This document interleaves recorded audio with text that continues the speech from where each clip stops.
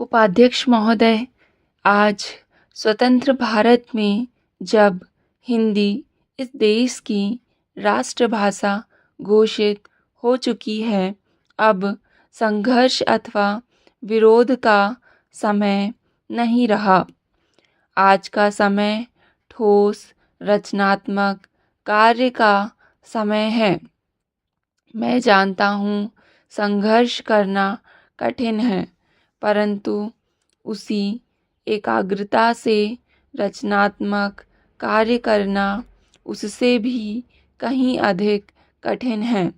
यह भी स्पष्ट है कि संघर्ष के बाद यदि रचनात्मक कार्य नहीं होता तो संघर्ष की उपादेयता ही लुप्त हो जाती है और जो सफलता प्राप्त की गई हो उसकी सार्थकता संकट में पड़ जाती है। इसलिए रचनात्मक कार्य के समय को वास्तविक परीक्षा का समय माना जाता है, जिसमें उन सभी सिद्धांतों, उद्देश्यों और आदर्शों की पूरी परख होती है जिनका सहारा लेकर संघर्ष को जीवित रखा गया हो। हिंदी के हितैषियों और साहित्य सेवियों के लिए अब यही समय है। मैं कह सकता हूँ कि शायद पहले कभी उन पर इतना गंभीर दायित्व नहीं आया था जितना कि अब हिंदी के राष्ट्रभाषा बनने से आया है।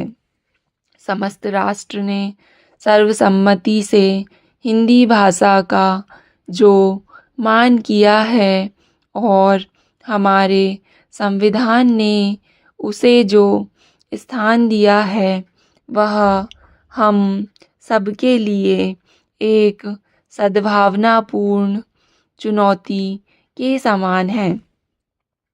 यह निर्णय एक प्रकार से सभी हिंदी भाषियों और साहित्यिकों में विश्वास के प्रस्ताव के समान है। इस आदर को हम कैसे निभाएं जिससे विभिन्न प्रादेशिक भाषाओं के बोलने वाले प्रतिनिधियों द्वारा किए गए उक्त निर्णय के औचित्य को सिद्ध कर सकें। यह एक गंभीर प्रश्न है जिस पर सभी हिंदी सेवियों को विचार करना चाहिए। हिंदी साहित्य सम्मेलन बहुत बड़ी संस्था है जिसके निर्माण में इस देश के अनेकों यशस्वी विद्वानों और देशभक्तों ने योग दिया है। मैं समझता हूँ कि यद्यपि सम्मेलन की स्थापना हिंदी के प्रचारार्थ हुई थी, इसे हिंदी भाषी क्षेत्रों में प्रादेशिक भाषाओं के प्रचार का कार्य भी अपने हाथ में ले लेना चाहिए। इससे एक और हिंदी और दूसरी भाषाओं में पारस्परिक आदान प्रदान बढ़ेगा और दूसरी ओर सम्मेलन का आधार भी अधिक व्यापक हो जाएगा। मेरे विचार से यह कार्य राष्ट्रीय साहित्य, हिंदी भाषा और हिंदी साहित्य सम्मेलन तीनों के हित की दृष्टि से उचित होगा। बिहार हिंदी साहित्य सम्मेलन ने जिसके रजत जयंती समारोह के उद्घाटन के लिए आपने मुझे आमंत्रित करने की कृपा की है, 25 वर्षों से भी अधिक समय पूर्व सार्वजनिक कार्यक्षेत्र में पदार्पण किया था। इस राज्य के सभी लोग सम्मेलन की सेवाओं से भली भांति परिचित हैं।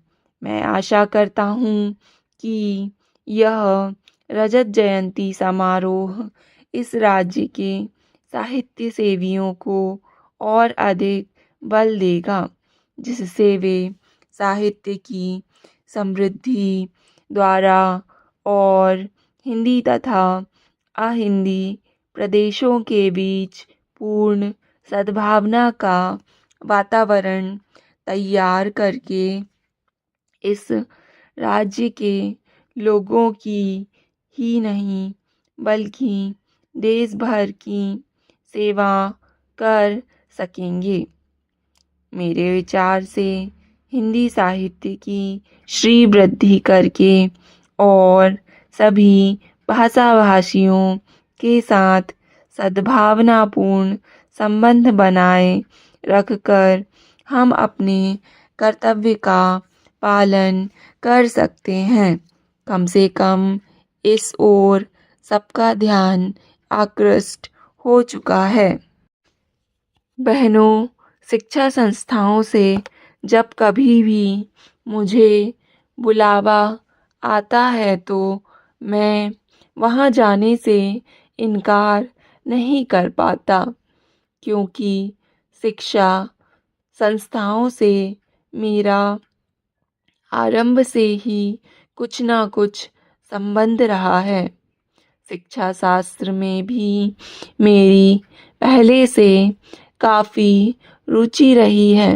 अतएव मुझे जब आपका निमंत्रण मिला, मैंने उसे बड़े हर्ष के साथ स्वीकार किया और मुझे अत्यंत प्रसन्नता है कि आज मैं यहाँ आ सका। आप सब बड़ी सौभाग्यशालिनी हैं कि आप इस कन्या महाविद्यालय में शिक्षा पा रही हैं, क्योंकि इस महाविद्यालय का इस राज्य में अपना एक विशेष महत्व है और इसका इतिहास नारी जागृति तथा उन्नति का इतिहास है। इसकी स्थापना उच्च आदर्शों को लेकर एवं नारी जागृति तथा राष्ट्रीय उन्नति की पुनीत भावनाओं से प्रेरित होकर आज से बहुत साल पहले एक ऐसे सच्चे समाज सुधारक के द्वारा की गई थी, जिनके हृदय में मुख्यतः नारी जाति के प्रति विशेष गौरव और महान आदर था। आप सबको मालूम ही होगा कि हमारे देश में दो प्रकार की शिक्षा संस्थाएं विद्यमान हैं। एक तो वे जो अंग्रेजी शासकों द्वारा अपने उद्देश्यों की पूर्ति के लिए स्थापित की गई थी और दूसरी वे जो स्वतंत्र रूप से राष्ट्र प्रेमियों द्वारा राष्ट्रीय भावनाओं से ओतप्रोत होकर अपने देश की संस्कृति एवं सभ्यता को पुनर्जीवित एवं पुनर्स्थापित करने के उद्देश्य से स्थापित की गई थी। आपका यह कन्या महाविद्यालय भी लगभग इन्हीं पवित्र भावनाओं से प्रेरित होकर बहुत साल पहले स्थापित किया गया था और आपके लिए यह बड़े सौभाग्य की बात है कि आप में से कुछ आज इस विश्वविद्यालय में अपनी शिक्षा प्राप्त कर जीवन के कार्यक्षेत्र में प्रवेश करने जा रही हैं। उच्च शिक्षा प्राप्ति की उपाधि जो आपको मिल चुकी है, आपकी एक अमूल निधि है, जिससे आपकी गुरुता और भी बढ़ती है। आप में से जो आज प्रमाण पत्र लेकर जा रही हैं, वे इस विद्यालय के सीमित दायरे में से निकलकर जीवन के विशाल प्रांगण में कर्मठ कार्यक्षेत्र में प्रवेश कर रही है। आपके कंधों पर जीवन का महत्वपूर्ण उत्तरदायित्व है और मुझे पूरा भरोसा है कि आप अपनी शिक्षा और अनुभव के बल और आधार पर उसे योग्यतापूर्वक संभाल सकने में सफल हो सकेंगी।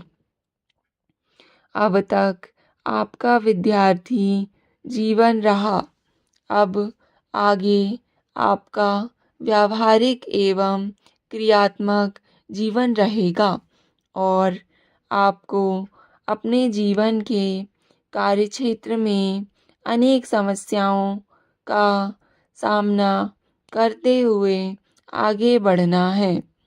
मुझे आशा है कि आपने यहाँ जो शिक्षा दीक्षा ग्रहण की, उससे आप शक्ति और स्फूर्ति ग्रहण कर स्वतंत्र देश की दायित्वपूर्ण नागरिकताओं की भांति उसे निभा सकेंगे। यह सब आपके लिए तभी संभव होगा जब आप यह भली भांति समझ लेंगी कि आपको अपने जीवन में क्या करना है।